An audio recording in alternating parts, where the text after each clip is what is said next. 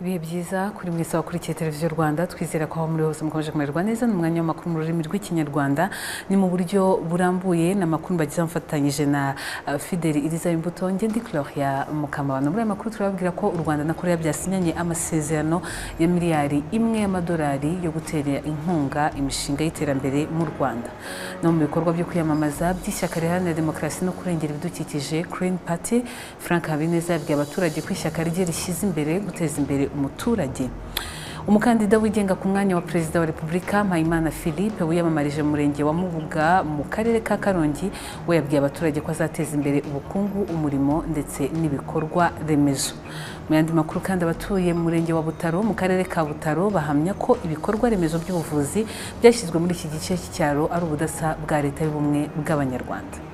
Muri aya makuru kandi mumaze kubimenyera buri wa gatanu hari uburyo twinjira muri weekend. Uyu munsi rero turi kumwe na Peace mwamumenye kera, ariko uyu munsi nanone turamubona mu bindi bikorwa bitandukanye, abafana b'abana bashya afite. Peace, tuguhaye ikaze. Murakoze cyane. Aha, biraza kuba bimeze bite? Biraza kuba biteye gutya. Nishimiye kubana namwe mu kiganiro mu makuru. Yego. Turaza kumva rya jwi ryawe, ngira ngo watwumvishaho gato cyane. Turakosa tukababarirana, kabina keza kaza tukagasangira, nubwo iminsi yaba mibi turiyumanganya, kugira ngo hatagira uducishamo ijisho. Nkunda uko nkunda, nakunda uko ngukunda, muri make jye nawe nkunda uko dukundana. Nkunda uko nkunda, nakunda uko ngukunda, mu rukundo rwanjye namwe duhora turi beza. Uwo ni Peace Jolly. Kugira ngo ukurikire aya makuru kugeza ku musozo, reka twitse gato mu kanya tugaruke.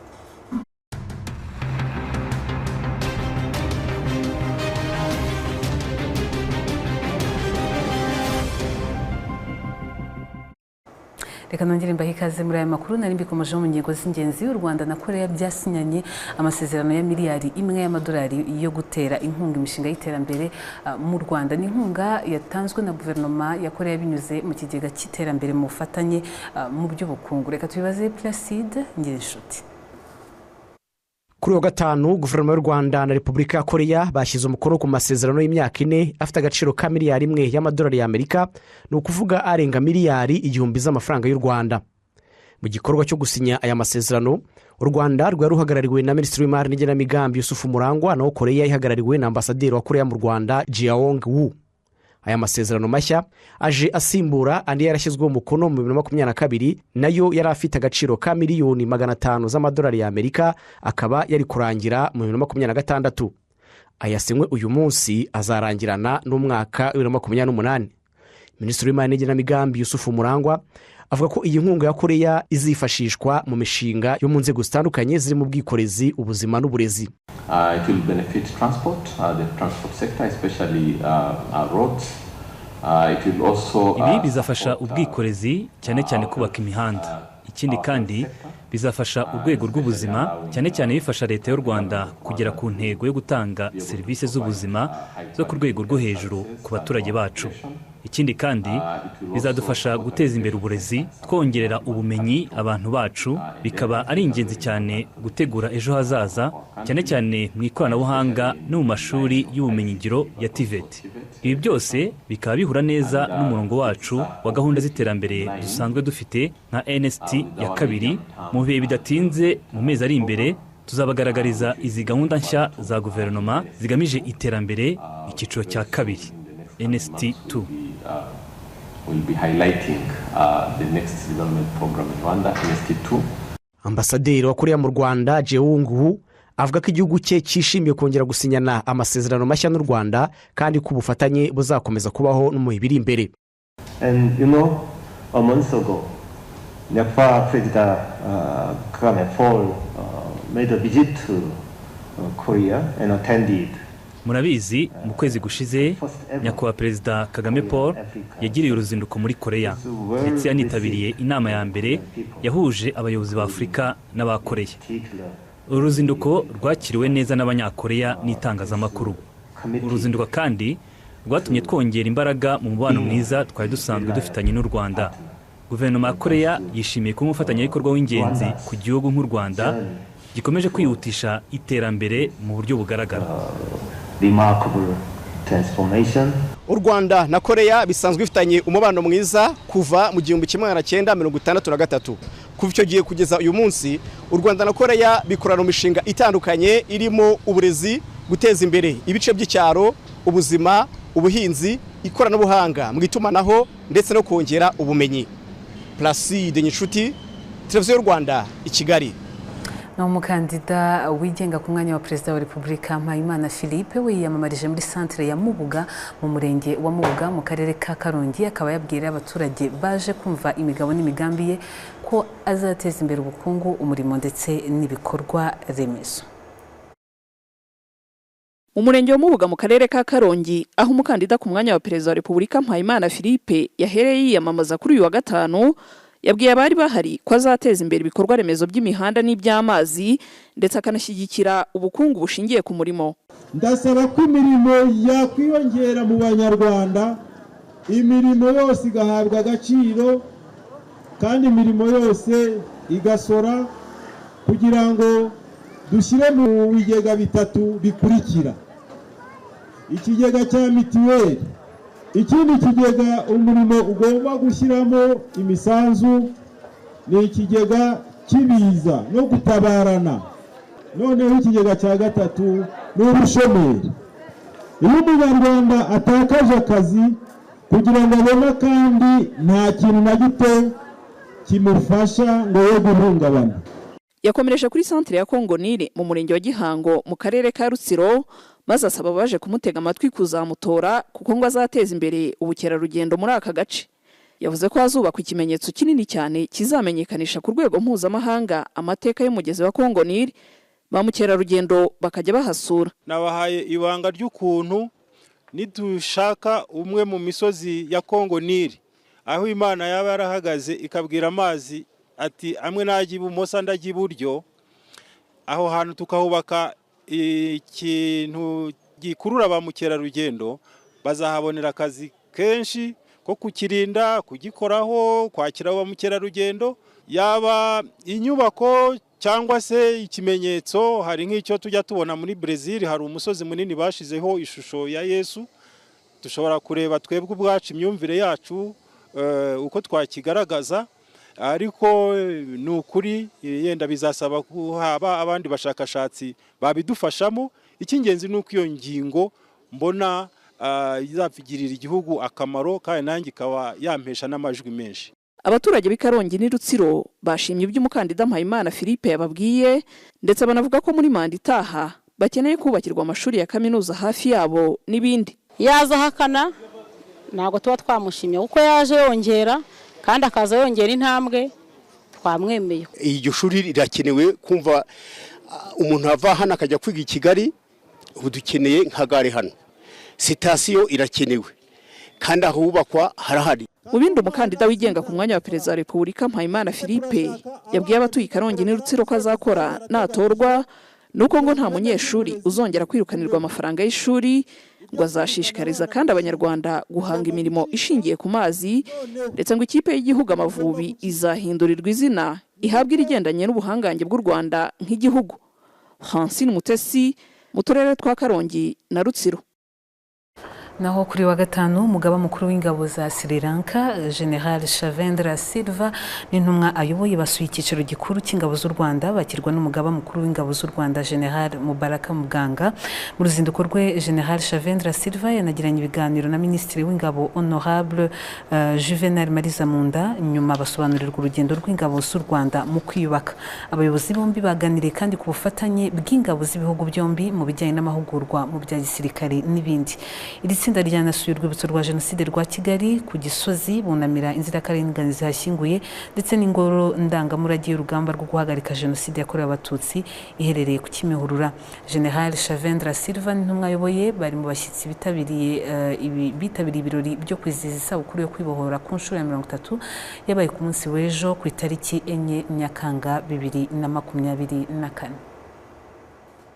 Mu yandi makuru reka tubabwire ko mu bikorwa byo kwiyamamaza by'ishyaka riharanira ukwishyira ukizana kwa buri muntu PL mu turere twa Rubavu, Ngororero na Nyabihu ryavuze ko rizaharanira guteza imbere ubukungu bushingiye ku buhinzi no kongera ibikorwa remezo birimo inganda kugira ngo umusaruro wabwo wongererwe agaciro mu rwego rwo guteza imbere ababukora. Reka tubibaze Ntete Olive yafatanye na Pierre Celestin Gatarayiha.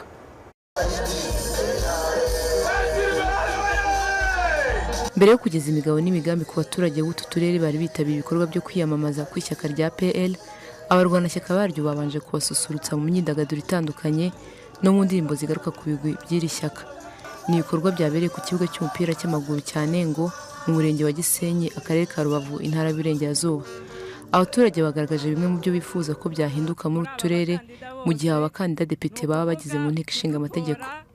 Badufasha mu bijyanye n'ubuhinzi, bakatwongerera inganda zidufasha gutunganya ibihingwa byacu. Ibijyanye n'uburobyi nabyo biri ku rwego rwo hasi, badufasha kubizamura tukongera amakoperative. Icyo numvise izatuma ntora Parti Liberale nuko izadufasha mu iterambere. Murabona nka kuri dufite ikibazo cy'iterambere nko mu buhinzi. Iwacu bakunda guhinga ibireti, ubwo rero no kuvuga ngo bazadufasha kuba twabihinga neza kandi dukurikije iterambere mu by'ubuhinzi, bakaduha nkunganire, bakaduha amafumbire, bakaduha n'ibindi byadufasha kugira ngo tubashe guhinga ibireti byacu neza twiteze imbere. Perezida w'ishyaka PL Honorable Mukabarisa Donatille avuga ko zimwe mu mpamvu zatumye bahitamo gushyigikira umukandida Paul Kagame ku mwanya mukuru w'igihugu mu matora ari ibikorwa bye bitandukanye byagejeje u Rwanda aho rugeze ubu. Ayoboranye ubuhanga buhanitse urugamba rwo kubohora igihugu cyacu no guhagarika jenoside amahanga arebera. Iki gihugu cyari cyarasenyutse, cyarapfuye arakizura. Turafatanya twese kugira ngo twongere tucyubake, ariko kugira ngo bishoboke yatugaruriye umutekano, kuko nta kintu dushobora gukora tudafite umutekano. Ngira ngo ni ubwa mbere tumaze imyaka mu mateka y'iki gihugu, tumaze imyaka 30 turi mu mahoro n'umutekano bisesuye. Mu bigabo n'imigambi y'ishyaka riharanira ukwishyira ukizana kwa buri muntu harimo inkingi igaruka ku iterambere ry'ubukungu mu nzego zitandukanye. Honorable Donatille Mukabarisa yemeza ko bimwe mu byo bazashyiramo imbaraga muri utu turere ari uguteza imbere ubuhinzi, uko dukorerwamo ibikorwa by'ubuhinzi byinshi harimo ubw'icyayi, ibireti n'ibindi. Agasanga hakenewe inganda zitunganya umusaruro w'ibikorwa muri utu turere. Icyo twifuza rero ni uko ubwo buhinzi n'ubworozi bikorwa mu buryo bwa kinyamwuga, bigakorwa ku buryo ubuso butoya dufite tubyaza umusaruro mwinshi, ariko ntabwo bihagararira aho ngaho. Icyo twifuza ni uko n'uwo musaruro wiyongereye utadupfira ubusa. Turashaka ko byongererwa agaciro aho kugira ngo bizajye bijya imahanga hanyuma bitugarukire bambyongereye agaciro kandi biduhenze, aba ari twe tubyikorera. Ubwo rero birasaba ko tuzaharanira ko gahunda z'inganda zitunganya umusaruro w'ubuhinzi, zitunganya umukamo w'amata twifuza ko uba mwinshi, zinozwa kurushaho. Uyu ni umunsi wa 8 w'ibikorwa byo kwiyamamaza by'ishyaka PL. Kugeza ubu rimaze kwiyamamariza mu mujyi wa Kigali, intara y'Uburasirazuba, y'Amajyepfo n'iy'Uburengerazuba. Ntete Olive, Televiziyo y'u Rwanda. Ivuga ku makuru ajyanye n'ibikorwa byo kwiyamamaza. Mu bikorwa byo kwamamaza umukandida watanzwe n'umuryango RPF Inkotanyi banamamaza abadepite b'ishyaka PDI mu karere ka Ruhango, abayoboke b'iri shyaka ntangarugero muri demokarasi bavuga ko bahisemo kwamamaza Paul Kagame kubera ibyiza yabagejejeho cyangwa se yagejeje ku banyarwanda muri rusange, bakavuga yuko bifuza ko byakomeza. Reka tubibaze Christine Ndacyayisenga.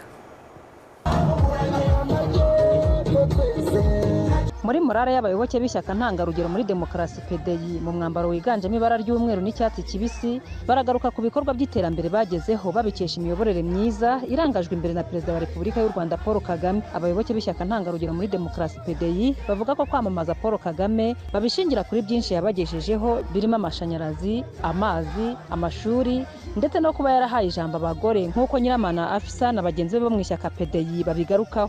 Kagame Paul yaduhaye gira inka munyarwanda nta mwana ukirwara bwaki. Kagame Paul yaduhaye amashanyarazi ntawe ugicana ibibingo. Ubwo kera batubwiraga yuko nta mashanyarazi nka Nyabarongo ngo yegere mu majyepfo, ariko twese turacanye. Impamvu icyo dushingiraho kwamamaza umukandida watanzwe n'ishyaka RPF Inkotanyi ni ibikorwa bigaragara yagezeho. Yagize uruhare mu kubohora iki gihugu gifite imiyoborere myiza, iterambere muri rusange riragaragara. Paul Kagame yaduhaye kwihangira imirimo, yaduhaye kwiga amashuri. Umwana w'umunyeshuri w'urubyiruko ariga amashuri yayarangiza akiga n'imyuga kugira ngo yihangire imirimo. Ubu badushyiriyeho ikigega cyo gufata inguzanyo. Shehe Musa Fazili Harerimana, perezida w'ishyaka ntangarugero muri demokarasi, avuga ko ubusanzwe PDI nk'ishyaka bajyaga biyamamaza bifatanije n'umuryango wa RPF Inkotanyi, ariko ngo kuri ubu bahisemo kwiyamamaza bonyine. Akavuga ko ubwitabire bari kubona aho biyamamariza bibaha icyizere cyo kuzatorwa. Icyambere ni icyizere, kubera yuko ubonye ushyizeho amahema nk'aya abaturage bakayuzuramo, ukabona ukuntu batwakirana ubwuzu, ukuntu bifuza ko tuganira bugacya, natwe bitwongerera imbaraga. Mu by'ukuri biradushimisha, bituma tureba inyuma tukabona yuko buri wese muri twebwe yakoranye neza n'abaturage. Icyo cyose ni icyizere tubona, ku buryo natwe tuvuga ngo ariko bari abaturage bazindutse baje kutwakira, tukwiye gukora gute kugira ngo natwe ibyo nyakubahwa perezida wa Repubulika abizeza abakirire mu igenamigambi bibagereho uko bikwiye. Ni ku nshuro ya mbere ishyaka PDI ryiyamamaje ritifatanije n'umuryango wa RPF Inkotanyi. Kuri iyi nshuro abakandida depite ba PDI bari kwiyamamaza ni 55. Ngo intego nyamukuru z'ishyaka PDI nibamara gutorwa bazakomeza kugenzura uko gahunda za guverinoma zishyirwa mu bikorwa. Ibikorwa byo kwamamaza umukandida watanzwe na RPF Inkotanyi ku mwanya wa perezida ndetse no kwamamaza abakandida depite ba PDI biteganijwe ko bizakomereza mu ntara y'Amajyaruguru mu karere ka Musanze tariki 9 z'uku kwezi. Christine Ndacyayisenga mu karere ka Ruhango.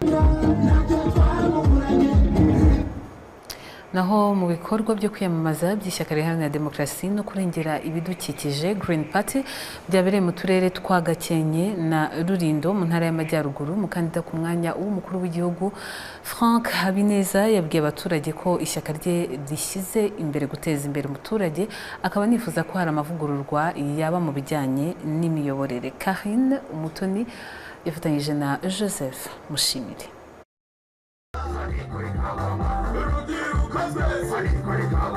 Mu karere ka Rulindo, umukandida w'ishyaka Green Party ku mwanya w'umukuru w'igihugu Frank Habineza ndetse n'abakandida depite b'iri shyaka biyamamarije mu murenge wa Base, mu gihe mu karere ka Gakenke bakoreye muri centre ya Gakenke. Abagize ishyaka Green Party babwiye abaturage ko ikibagenza ari ugusaba amajwi mu matora ari imbere. Bababwiye ko ibyifuzo babagejejeho mu myaka ishize ubwo bazaga kuyiyamamariza babikoreye ubuvugizi bibonerwa ibisubizo. Bakaba biteguye gukora ku buryo abaturage babona nkunganire ya gaze ntibakomeze gukoresha cyane inkwi. Umukandida Frank Habineza yabwiye abaturage ko icyo bifuriza ari iterambere, akaba azakora ibishoboka byose kugira ngo barigereho binyuze mu kugabanya inyungu ku nguzanyo yakwa n'amabanki. Usanga abacuruzi bashaka gukora bizinesi ariko bikabagora cyane, kubera ko ujya kwaka amafaranga muri banki ukuye miliyoni ukabirangira wishyuye miliyoni 2, ugasanga mu by'ukuri urimo guhomba, cyangwa nawe ukazamura ibiciro kugira ngo uzunguke, ugasanga n'ibindi nibyo usize mu maduka n'imigati irimo kubura yabuze n'abayigura kuko irahenze. Byarangira ugasanga umuntu arafunze, atangiye butike nyuma y'iminsi mikeya arafunze. Tukumva yuko inguzanyo zo mu mabanki mu Rwanda hose tugomba kuzazigabanya nizajya zirenza 12% kugira ngo abacuruzi n'abandi bashaka amakredi babe bayabona, niba washyizeyo n'ingwate yawe niba ari ikibanza cyawe cyangwa se isambu yawe cyangwa inzu yawe yo kwiteza cyamunara. umukandida Frank Habineza yabwiye abaturage ko ashyize imbere imiyoborere myiza bityo akaba yifuza ko umubare w'abadepite wakwiyongera kugira ngo barusheho kwegera abaturage. Itegeko nshinga ryatorwaga muri 2003 abaturage batoraga cyangwa se abari mu Rwanda bari bakeya, gihe ngira ngo bari bageze nko kuri 4 miliyoni abatoraga. Ubu bari kujya inshuro 2 zirenze haciye imyaka 20. Icyo gihe abanyarwanda bemeje ko umutwe w'abadepite bama abadepite 80 n'amasenateri muri Sena 26. Mu myaka 2 ishize twari twavuze ko bakwiyongera nibura akaba 100. Niba ntibeshe ko twabivuga icyo gihe. Twongeye turabisesengura dusanga ikiza kurushaho ari uko twashiraho umubare w'abaturage wagumye guhagararira. Twavuga ngo twebwe tuva ko agace k'abaturage runaka niba ari Rulindo ifite 300,000 y'abaturage, twavuga ngo niba abantu 100,000 bagumye guhagararirwa n'umudepite umwe. Mbere utakugira ngo tube tuvuga ngo abe umubare runaka ntakuka. Niba mwiyongereye kuko abantu bariyongera mukagira 500 mukaba mufite abadepite 5 baturuka mu karere kanyu, gutyo tukumva ibyo bintu aribyo byaba byiza kugira ngo duhindura itegeko kandi niyo byafasha n'abantu kuba bahagarariwe neza. Mahombi Karine ufite imyaka 44 y'amavuko niwe mugore wa mbere winjiye mu ishyaka Green Party mu mwaka wa 2009. Kuri ubu ni vice perezida w'ishyaka Green Party, akaba avuga ko yanyuzwe na gahunda n'ibikorwa by'iri shyaka. Nasanze ari ishyaka ritanga ubwisanzure mu kuvuga, mu gutanga ibitekerezo, rifite guharanira uburinganire n'iterambere ry'umwari n'umutegarugori. Nifuza ko tuzagera kure hashoboka tukayobora igihugu tukagera ku byo duharanira. Mu gihe bazaregerera icyizere, ishyaka Green Party ryemereye kandi abaturage kubafasha gutunganya umusaruro wabo w'ubuhinzi binyuze mu gushyiraho inganda ziciriritse zizatanga akazi ku baturage bityo ubushomeri bukagabanuka. Muyandi makuru kandi ariko tutarajya kure y'ingingo n'ubundi turi kuvugaho, turacyavuga ku bijyanye n'ibikorwa byo kwiyamamaza nyuma yo kugaragaza imigabo n'imigambi mu karere ka Gasabo na Nyarugenge. Umukandida wigenga ku mwanya w'abadepite, abaturage bamusabye ko ibyo abizeza nagera mu nteko ishinga amategeko azaharanirwa ko bishyirwa mu bikorwa. Reka tubibaze Shadia Uwitonze Providence. Nsengiyumva Janvier wiyamamaza agenda avuga imigabo n'imigambi ye, asobanura ko ashyigikiye umukandida wa RPF Inkotanyi ku mwanya wa perezida wa Repubulika. Naho we ku giti cye yongeyeho ko niba mutora azakora ubuvugizi ku iguriro rya mwarimu ndetse ngo n'uwakoze akabona umushahara ungana n'imirimo yakoze. Abaje kumva imigabo n'imigambi ye bamusabye ko ibyo avuga naramuka atowe azabishyira mu bikorwa. Impamvu nzatora Janvier ni iyihe? Janvier nuko yavuze yuko azashyira ibizamini by'abantu batize batakaje amashuri bakiri batoya. Cyo icyo tuzagira gute dutora Nsengiyumva aho nicyo ngicyo azamere nk'ura musaza wacu Paul Kagame nk'uko atwabirikira akagikorera azamere nkawe. Tugomba gutora Nsengiyumva nk'uko tuzatora Nsengiyumva nuko tuzatora Paul Kagame nk'umukandida wacu FPR. Ni intwari nk'umuntu wemeye gutinyuka mu badepite bose. Ubundi twebwe ntitunabazi, abenshi ntago tuba tubazi, ariko yemeye kuzenguruka muri karitsiye yiyamamaza. Ni umuntu w'umugabo ahubwo tuzamutora.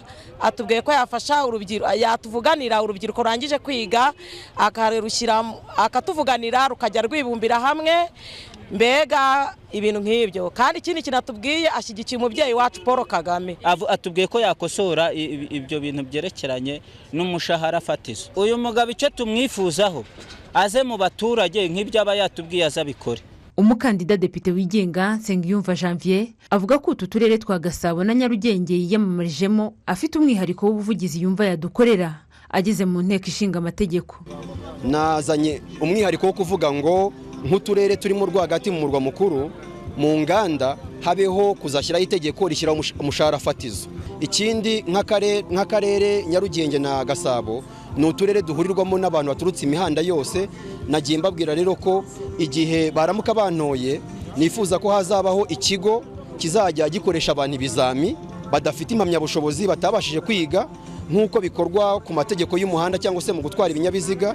Nifuza ko no mu zindi domene byazagerayo uzi kubaka neza agahabwa ikizami cyo kubaka hanyuma agahabwa impamyabushobozi mu gihe yasubiye iwabo cyangwa se ahandi mu kandi karere akajya yerekana ngo iki ndakizi nagiherewe impamyabushobozi. Nk'urubyiruko yaba abanyeshuri barangiza kwiga murabizi yuko bakaje ari igisubizo kuri sosiyete.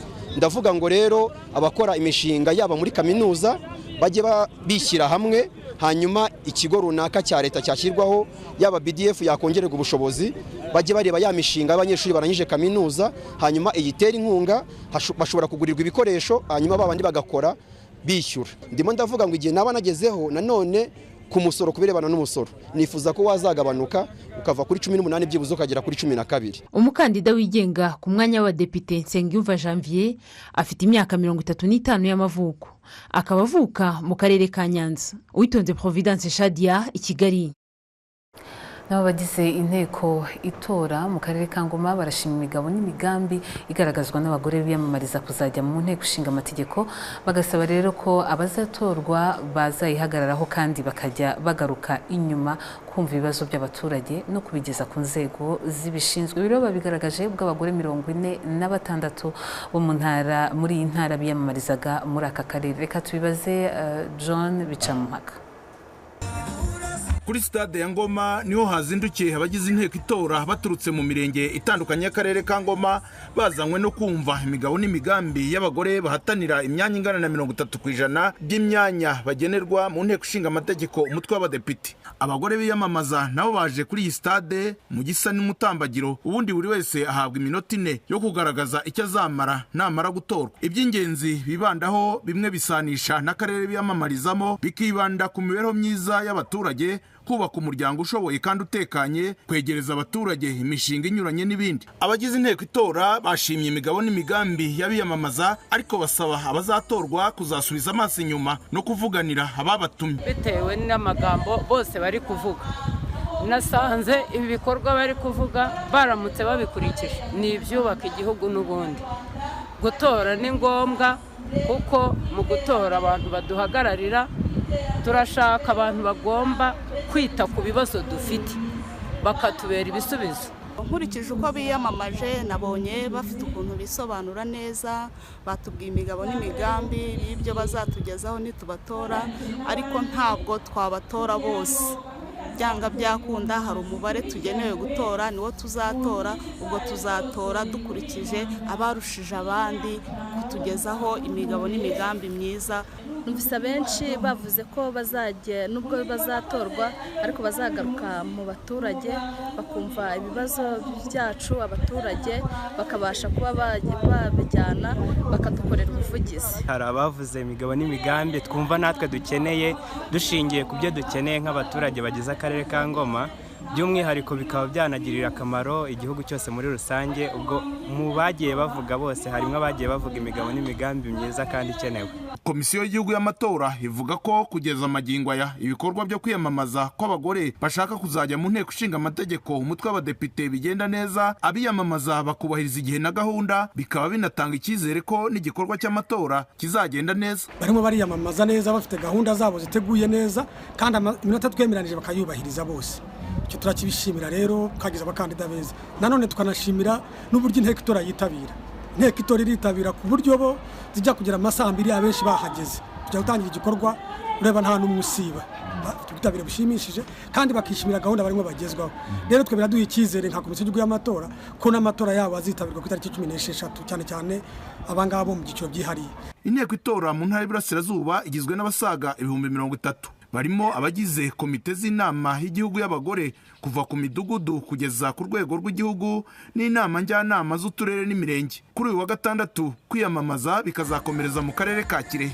John Bicamumpaka, Televiziyo Rwanda, Ingoma.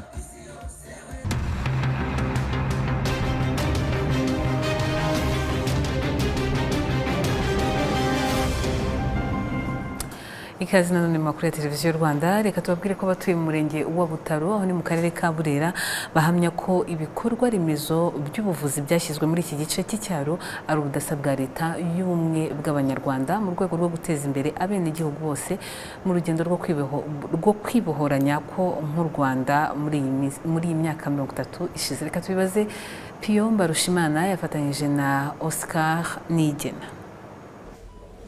Ibitaro bya Butaro biherereye muri Burera bifite umwihariko wo gusuzuma no kuvura kanseri zitandukanye, aho usanga ubu 7% mu hayivuriza ari abanyamahanga, biganjemo umubare munini w'abaturuka muri Repubulika Iharanira Demokarasi ya Kongo n'ibindi bihugu bituranye n'u Rwanda. Waganga wa hospitali kuu ya kwetu ya Bukavu, abaganga b'ibitaro bikuru bya Bukavu iwacu muri Kongo Kinshasa nibo banyohereje mu bitaro bya Butaro hano mu Rwanda kugira ngo mpabwe ubuvuzi bwisumbuye ku ndwara ya kanseri. Na kushukuru ni ukuri ndashimira cyane abaganga ba Butaro banyitaho neza. Walinipokea. Iyo tugeze ngaha ku bitaro bya Butaro, icyambere barabanza akadufungurira ibiryo tukabibona, tugafata ibiryo tugafungura, hama bakatwitaho mu kutuvura. Ni kuri icyambere nabanza kuvuga, nabanza gushimira leta y'u Rwanda yakoze icyo gikorwa, igashiraho icyo gikorwa cyo kugira ngo gifashe izina muntu wese uturuka hafi y'u Rwanda n'uturuka kure y'u Rwanda kugira yakire ubwo bufasha. Uretse kanseri, ibitaro bya Butaro bitanga n'ubundi buvuzi rusange. Kuri ubu birakurikirana abarwayi ba kanseri barenga 17,000. Ubushobozi bw'ibitaro bwarongerewe bituma umurwayi abona ubuvuzi nk'uri Kigali cyangwa se ahandi, aho abahivuriza kanseri bashima ko imiti bayihererwa ubuntu. Njyewe naravuze ngo Mana, iki kintu nazakivugira cyanyuze umutima, mbonye ukuntu baba batwitaho, ibintu byose babidukorera. Ndavuga ngo nyakubahwa wacu yagize neza, yatwubakiye ivuriro rikomeye. Kuri ubu ibi bitaro bicumbikira abarwayi bagera kuri 250. Harateganywa no kongerwamo ibindi bitanda 100. Ni mu gihe kandi hatangiye gutangwa serivisi za scanner, imashini ya mammography ipima kanseri y'ibere, nayo biteganyijwe ko izatangira gukora vuba. Umuyobozi w'ibitaro bya Butaro, Lieutenant Colonel Emmanuel Kayitare, avuga ko bikomeje kuvugururwa no kongerwamo serivisi zinyuranye. Twageraga salle dope 2, ubu zabaye enye. Zose twabihurizagamo no kuvura kubaga abadamu. Nuvuga ngo ubu zabaye enye, igice cy'abadamu na salle dope zabe 2, n'igice cy'izindi ndwara babaga, surgeries, izindi surgeries, ndetse harimo no kuzabaga abana.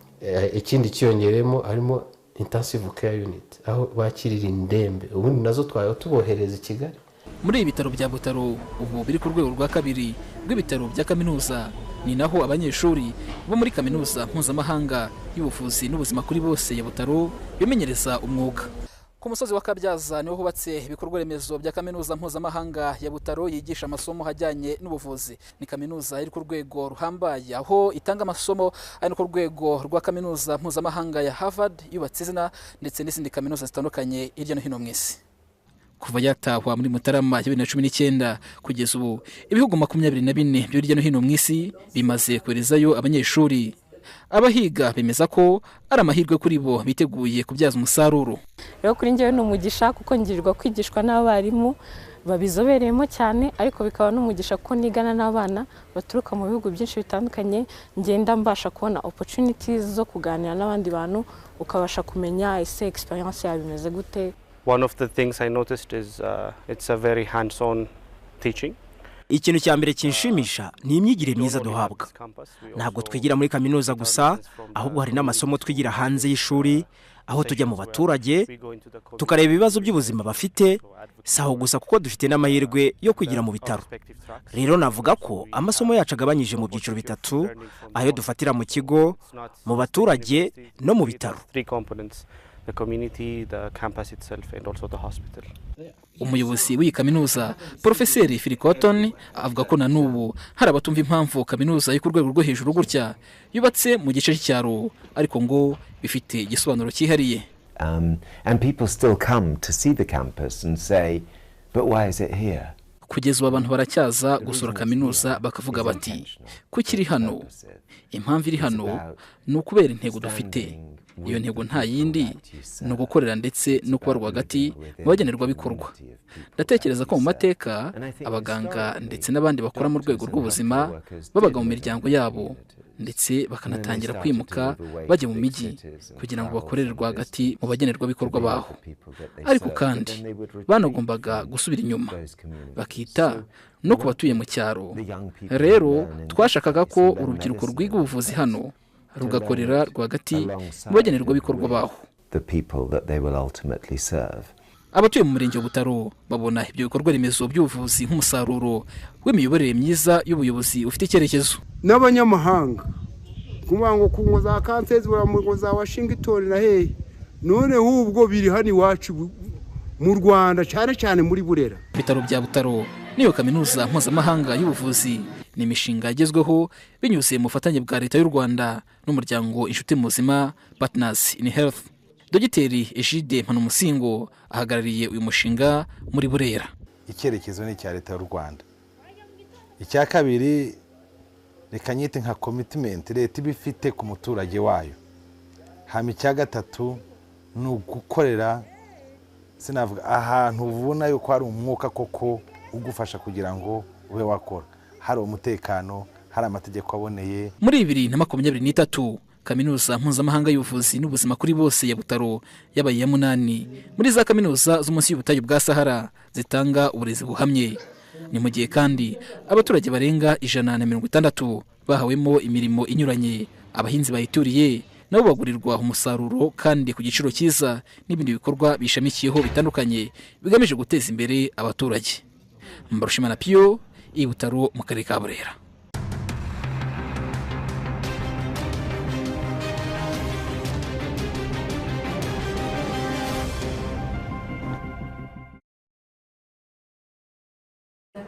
Musozo w'amakuru ariko nk'uko mwabikurikiranye tugitangira aya makuru turi kumwe na Peace nongeye kuguha ikaze muri aya makuru ya televiziyo y'u Rwanda. Umeze ute? Nda amahoro meze neza cyane. Wayakurikiye ubona nawe wayavuga wayasoma aya makuru? Ntibiba byoroshye ariko nagerageza ya. Abishobora ni ibintu wabonye hari stress iribo? Rwose ahubwo ni ibintu biba biteguye neza ku murongo cyane rwose. Ariko umuhanzi byose wabishobora. Nagerageza. Amakuru yawe umerewe ute? Meza meze neza cyane. Peace urumwe mu bahanzi navuga ngo bafite urugendo ngenda ruzi kuko hari henshi twagiye duhurira ariko ndabizi ko hari na benshi baruzi mu ndirimbo nka Mpamagara, Mpobera n'izindi nyinshi. Ugenda ukura n'urugendo rwari rumeze rute? Ni urugendo navuga ni urugendo rwiza, ni urugendo rwo kwiga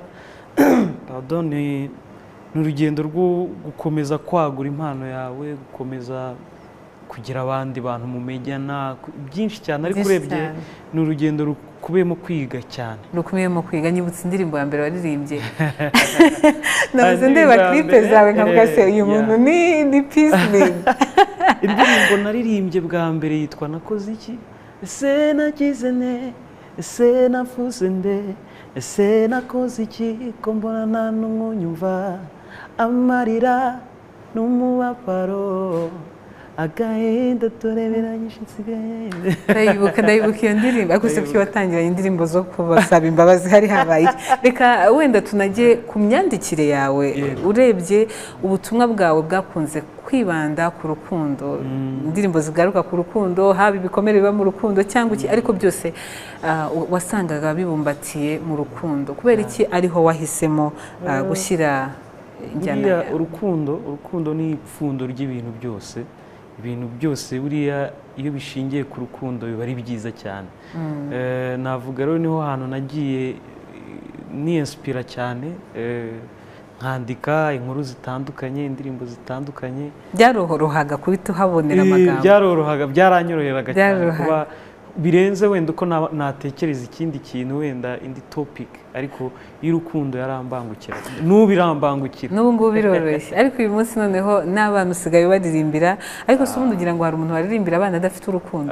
Cyane ni hanyuma uva ngo ese nakoze iki uhita ujya ngo basaba ko baguhamagara?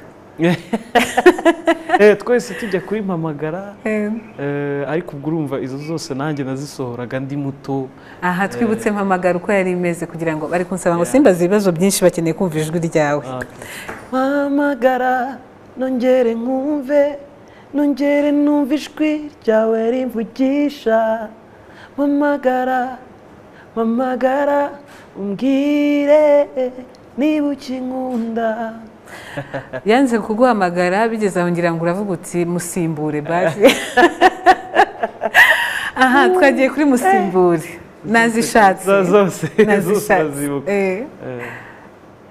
nyibutse uwo nigeze gukunda iminsi ntimusige ntibishoboke ko twagumana ubwiza bwawe ni nk'ubwe indoro yawe ni nk'iye ndakureba nkamubona none ngwino uhanagura amarira yansigiye ibyishimo bisubire mu mutima wanjye nyemerera umusimbure yarabonetse se yakomeje gushakishwa ni inkuru ziba zitandukanye ariko nimba warongeye ngira ngo umwibutse uko wamukunze uko nagukunze aha nk'uko bizwi ntawe ujya inama n'urukundo rwaramfashe runtegeka kugukurikira uko niko nagukunze umaze kumukunda ubanza byaraje gucamo kuko nahise mbona waraje kuvuga uti njye mbona turi beza nkunda uko nkunda nkakunda uko nkukunda muri make njye nawe nkunda uko dukundana nkunda uko nkukunda nkakunda uko nkukunda mu rukundo rwanjye nawe duhora turi beza byari byamaze gucamo hanyuma yego ubwo urakomeza n'izindi nyinshi ni nyinshi cyane ni nyinshi ariko hari indi nabonye nyine ubwo byari bimaze kwemera ngendeye kuko wagiye wandika spiritual love ni imwe mu ndirimbo nshya nabonye iri hanze ngira ngo wanayiririmbaho gato nabonye kuri YouTube imaze nk'ibyumweru bibiri imaze ibyumweru bibiri iri kuri YouTube yanjye Peace Jolis utuma numva ari njye muntu wa mbere ukunzwe ku isi banibaza ntindinde wo gukorerwa ibyiza nk'ibi nobody the way you love me supernatural so spiritual love barimo barambwira ngo dusoze sinzi impamvu iminota ibaye mike cyane ariko banyihanganire ntabwo nakureka utaririmbiye abana kuko ufite abafana benshi b'abana Peace Jolis tunasoza turimo turagana ku musozo tukwifuriza kwaguka bishoboka hari gahunda yitwa turirimbane nzabagezaho mu minsi iri imbere y'abana kuririmba yego kuririmba nanjye nzabazana cyane n'abantu bakuru twagiye mbega zuba waraye kw'ejo warenze utanseseye uhingutse nari mukumbuye gawiyizire twirirwane nifuza ko dukomezanya ariko ubwo tuzaza muri iyo gahunda utubwiye ni vuba nizere nzayibatangariza vuba yitwa turirimbane urakoze cyane ukomeze waguke ugere heza hashoboka hamwe na ekipe yose yamfashe kubagezaho aya makuru reka tubashimire twifurize gukomeza kugira ibihe byiza mwinjiye muri wikendi muryoherwe hanyuma ngende Gloria Mukamabano Imana ibarinde.